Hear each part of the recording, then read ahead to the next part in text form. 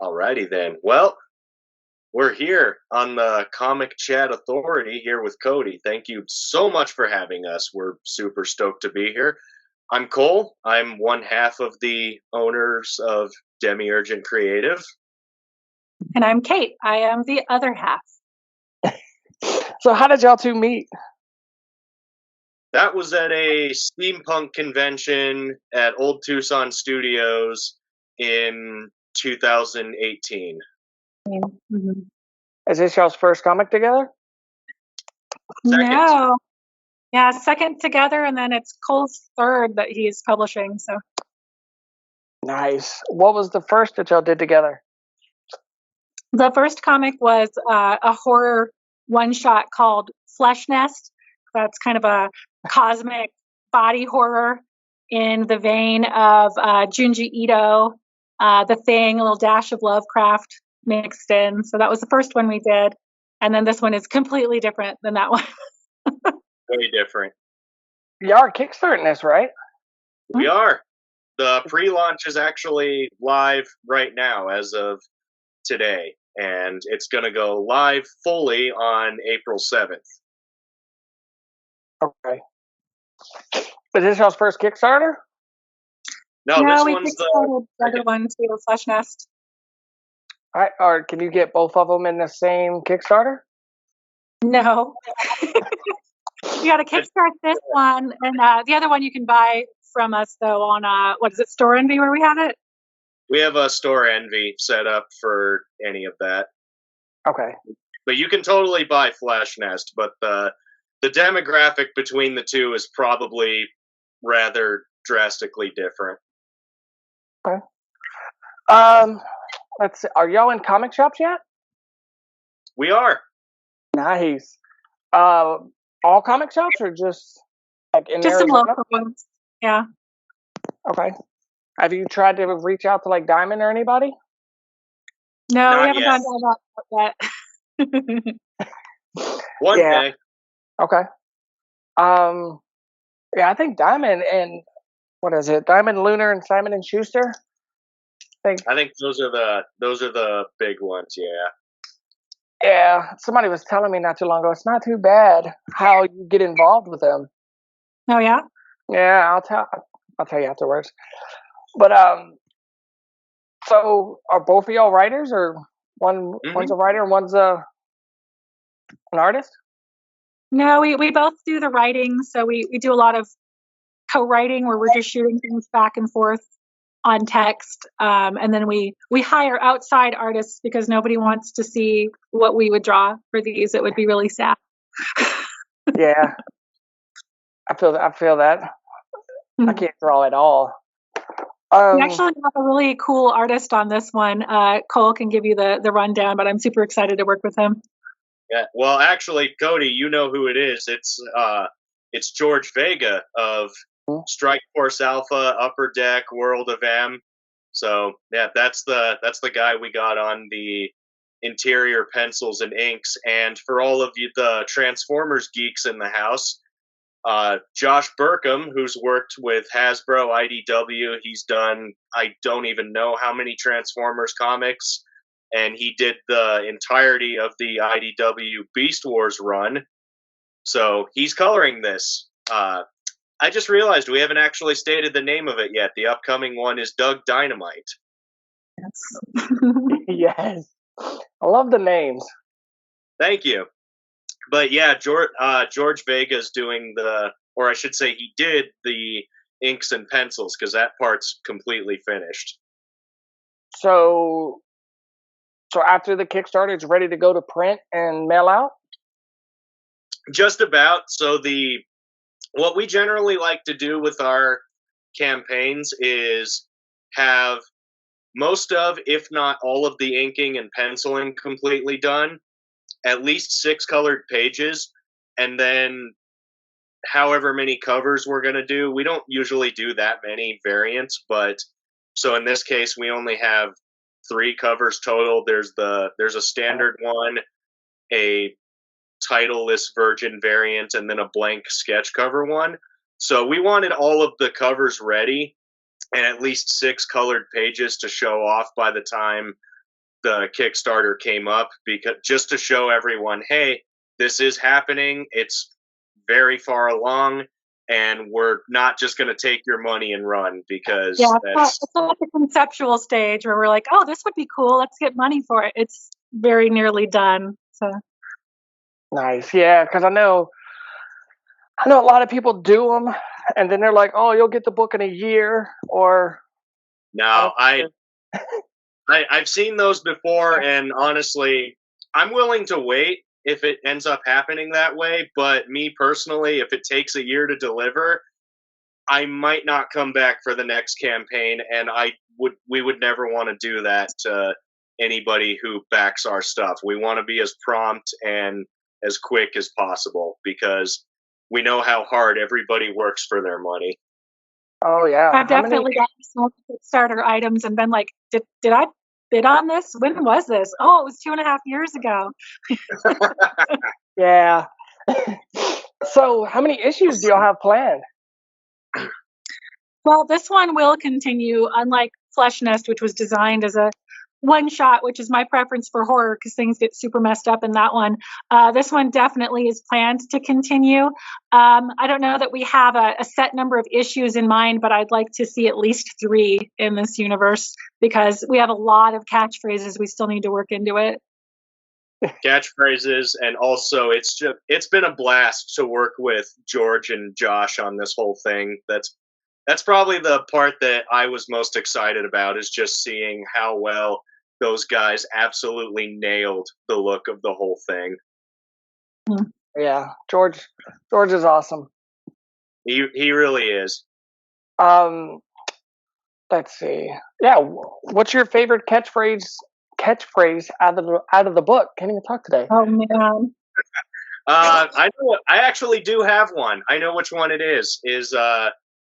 So there's a couple different establishing shots of Doug Dynamite, the main character. There's the first splash page where we actually meet him, and then there's the suiting up shot where we see him put all his gear on, and when he's being informed of the mission at hand, he says, yeah, it's not my first time on the scary go-round.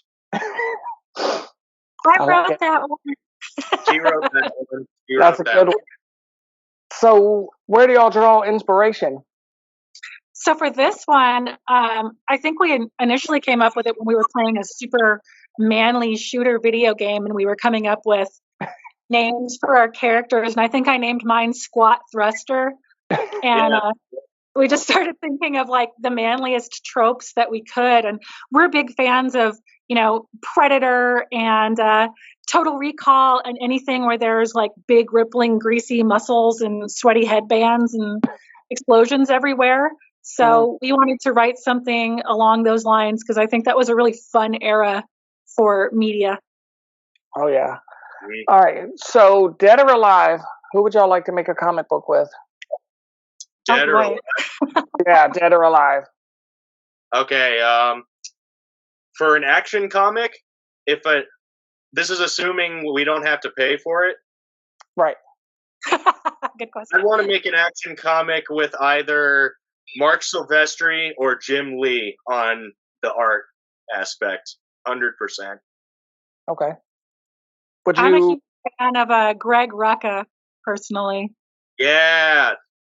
Okay. Yeah. If we're co-writing with someone else, definitely Greg Rucka. So would y'all make your own book, or would y'all expand on something that's already created? I think I'm more in the originals camp. I'm a many year Batman fan, but I don't think I have anything new to say on that front. I kind of like the less charted territory personally. Yeah, same here. As far as existing IPs and ones that I'm a big fan of, I'm not sure I could add anything to it that hasn't already been done or done to death. So yeah, I'd probably go something new myself too. Okay. So what advice would you give to new creators out there that want to make their own comic? Ooh, there's a lot. You go first.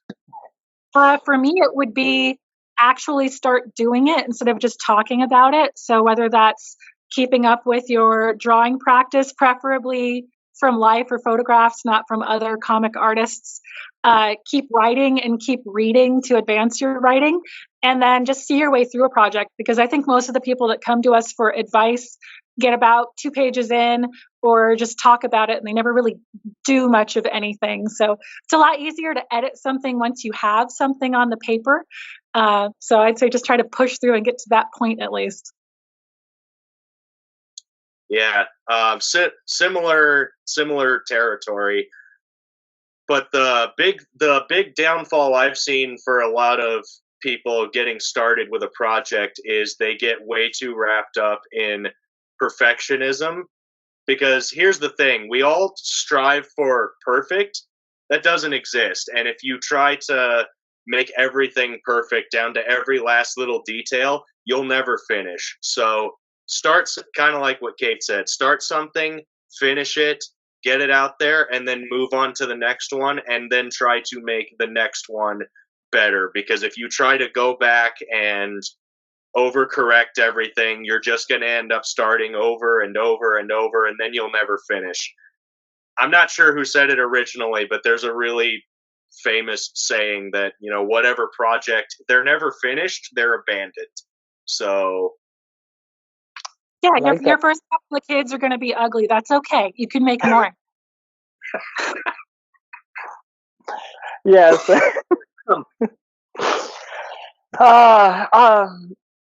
So, do y'all have any Comic Cons planned? None this year so far, at least as far as vending. I do. But I'm going to be vending at the Tucson Kaiju Festival in November. Oh, I forgot about that. No, we will be there. Where is that at? We will be at the Tucson Kaiju Festival in November. Mm-hmm. Okay.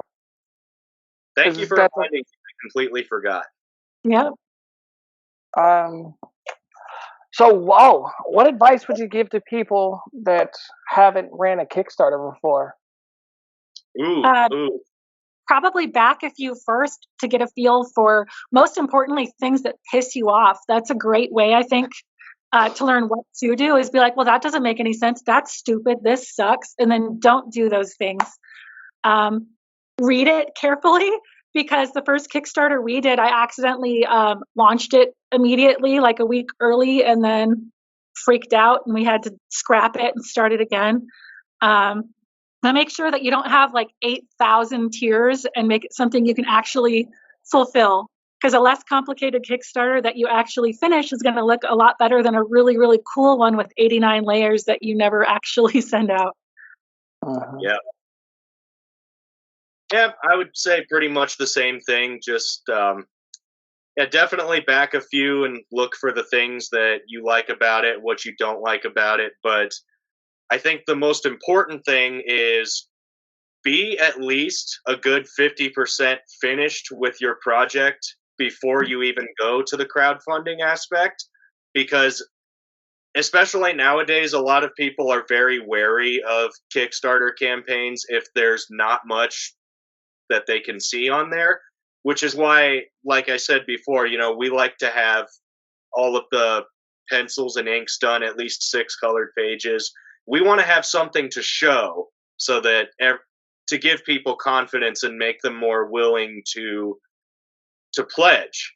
So, and I guess the really big thing I can say for running a campaign is run the campaign the way you would want it to see someone else run it. If you want it done efficiently, if you want it stuff delivered in a timely manner, set the realistic goals, set good expectations, and just make sure you got all of your stuff in order.